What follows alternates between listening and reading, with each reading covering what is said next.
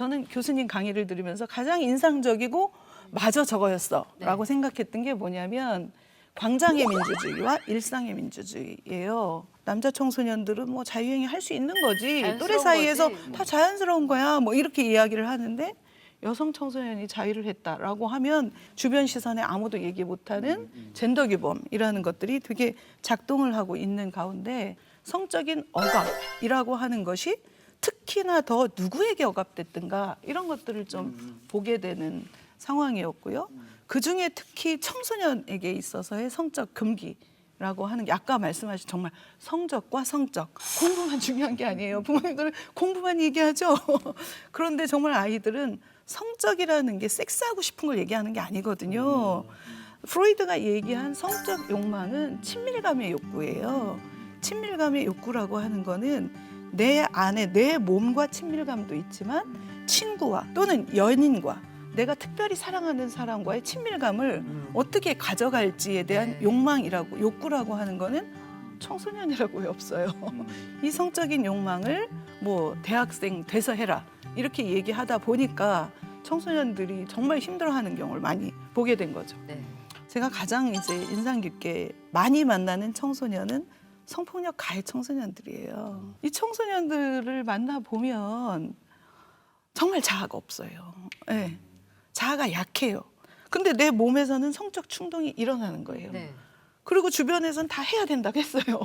너 몇 번이나 해봤니? 이런 얘기를 친구들 사이에서 너무나 하는 거 아직도 안 해봤어? 뭐 이런 또래의 압력 이런 거를 너무 겪잖아요. 그리고 뭐 음란물이니 뭐니 이런 거 너무나 자유롭게 보잖아요. 그럼 거기는 다 남자가 먼저 하는 거야. 그러니까 이제 어느 순간 보면 약간 이제 자기보다 나이가 어리거나 힘이 없거나 또는 장애인이거나 이런 청소년들 대상으로 음란물에서 본 대로 하는 거거든요. 그래서 와서 이제 이렇게 이야기를 하다 보면 내가 왜 그랬나 몰라요. 이거거든요. 그냥 친구들이 하라고 했어요. 저는 이게 자아가 없는 거죠. 자아가 약한 거죠.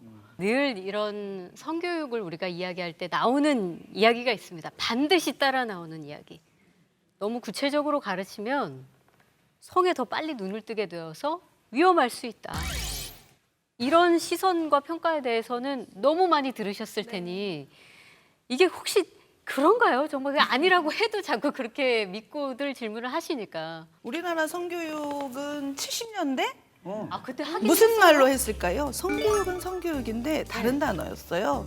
교육제도에서 쓰는 단어가. 단어가? 성교육을 성교육이라 하지 않고 성교육을 성교육이라고 부르지 않았습니다. 뭐라고? 성교육 이전에는 순결교육이었습니다. 아, 남학생 빼고 여학생만 따로 아, 모아가지고 그것도 여학생 위주. 네, 여학생들 위주로 교육을 하게 됐고요. 80년대 넘어와서 이제 성교육이라는 단어를 쓰게 됩니다.